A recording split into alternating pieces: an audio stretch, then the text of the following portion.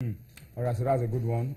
They've, put out that program for secondary school boys, and next year the girls will be joining in. And the Lagos State government is involved with the Governors' Cup. Yeah.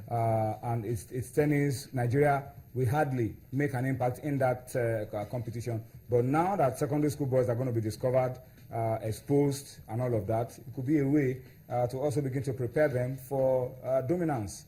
So that they get exposed and they are able to play to the highest level. Before we go on to the next story, let me just quickly take you to the UEFA Champions League and give you some updates around the games currently going on at the Emirates and, of course, in Italy, and tell you that Arsenal, Barcelona, goalless after 26 minutes, and, of course, Juventus, Bayern Munich also goalless as we speak. So across those two centers, after the first 26 minutes of football, no goals have been scored, and I think it's a reflection of how tight these games have been. So Arsenal fans at least have survived the first 26 minutes. Who says they can't go all the way and shock the favourites, the defending champions, Barcelona. Last year's losing finalists at home to Bayern Munich, another titanic battle currently going on, and as we can see on your screen, it's also goalless at the moment. Well, don't forget, once there's a change around this scoreline, was there something for us to talk about in terms of goals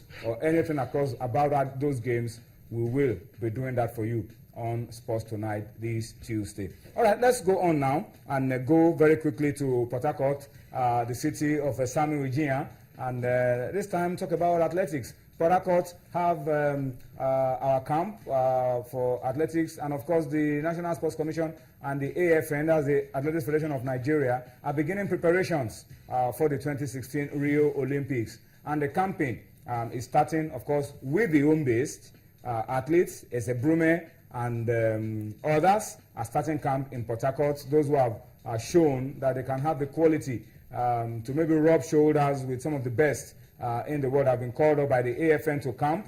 Brume, remember, Commonwealth gold medalist, and they will be hoping that she can go to the Olympics and maybe make her impact felt. But it's a different ball game altogether from the Commonwealth Games. The Olympics is the toughest, is the most difficult, and Brume has a lot of work on her hands. But the fact of the case is that preparations have begun in Port Harcourt for these athletes to jumpstart preparation for the Olympic Games. Sammy? Absolutely. They've been strutting out their stuff at the High Performance Center, which is located at the University of Port Harcourt. And like you said, the first phase of camping will involve the locally based athletes, and then later on the foreign-based professionals, so to speak, will join as well. We know what we are preparing for. We're preparing for the big one, the biggest sports fiesta on planet Earth, the Olympic Games in 2016.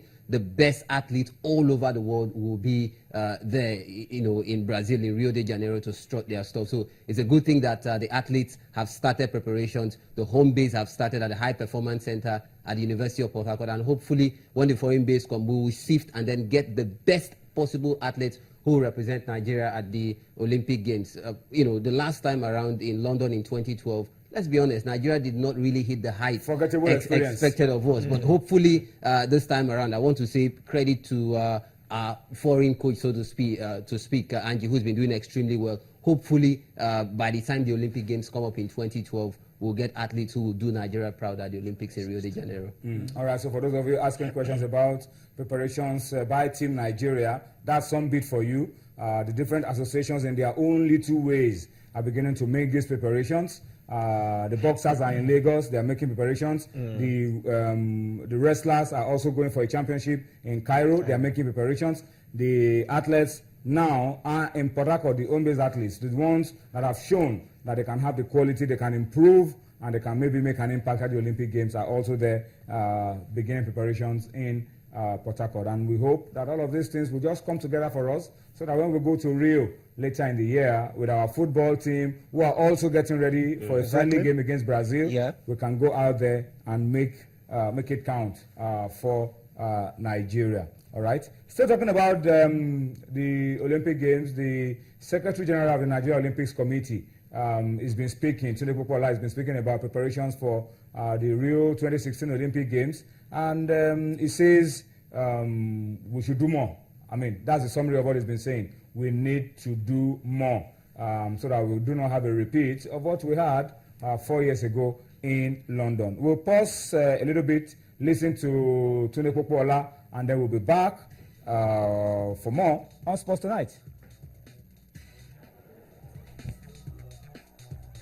I will say this one.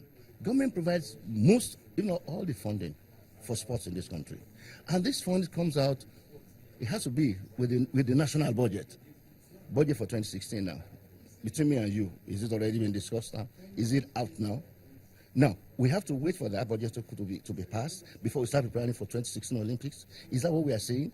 For us to get to the Olympics? In other saner countries, I'm being honest with you, the Olympic Committee, not because I'm Secretary General, if I'm not even there, I'll still say the same thing. The Olympic Committee runs everything that has to do with the Olympics. The NSC can be a partner in this wise because they also have some technical people that we can always match together. And we've been trying to do what we call the synergy on it. But when it comes to the budgeting, as it were, you know, the budget of the Olympic Committee does not run along government lines because we're not a government organization. We have been giving some scholarships to our athletes, but how much? That's what I will say. So how much it is? Less than $1,000 in a quarter. How does that go? What does that really do? But at least they get it and they are happy with it. But it is absolutely insignificant to what we call training or preparation for those such top athletes compared to the other mates. Yeah, that's the Secretary General of the Nigeria Olympic Committee, Tunde Popola, speaking so bluntly, saying it the way it is, from his own perspective, talking about the issues of funding. And guys, let me allow you to say something very quickly in reaction to what the Secretary General has said. Surely, I mean, on the long term, that's one area we need to focus on, getting the right kind of funding for athletes that we intend to go to the Olympic Games and win medals for us. There's a lot more in terms of investment that we need to do.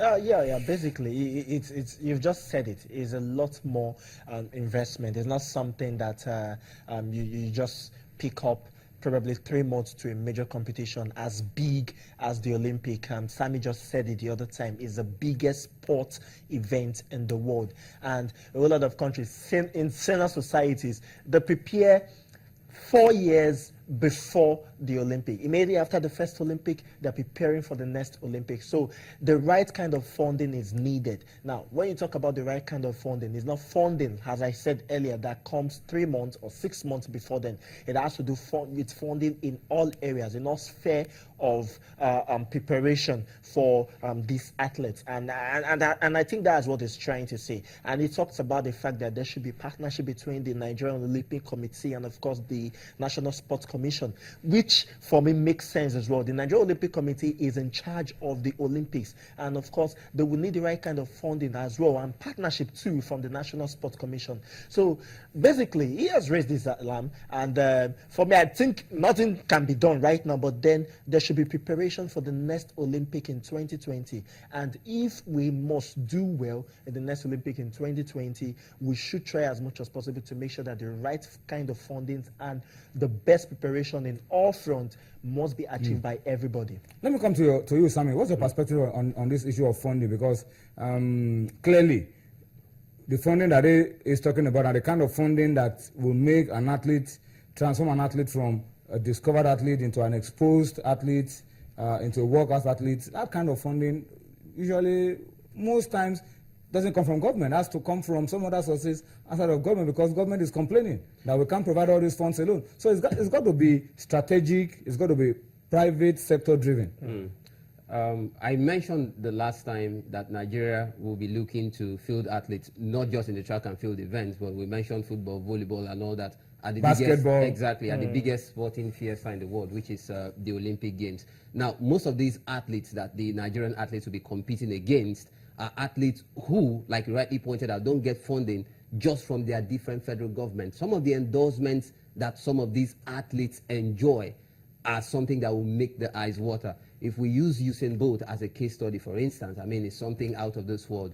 Some might say our athletes don't really command the clout that will really get the corporate individuals, to scamper, to partner with them. So apart from maybe a blessing. A blessing of Calvary, blessing. yes, but most of our athletes don't really command that particular kind of clout. But if we really want our athletes to compete with the best athletes across the world, we cannot just say let's run to the government all the time, because like you said, the kind of funding that will make these athletes to compete at the very highest level, to be honest, doesn't just come from the government alone. Corporate bodies will have to partner with these individuals if they are to hit the peak of their powers. And of course, the government should, if that be the case, the government should, create this enabling environment for this corporate bodies to come in to try as much as possible to support these athletes. Because if there's no enabling environment, which corporate body will want to try that? That's the truth.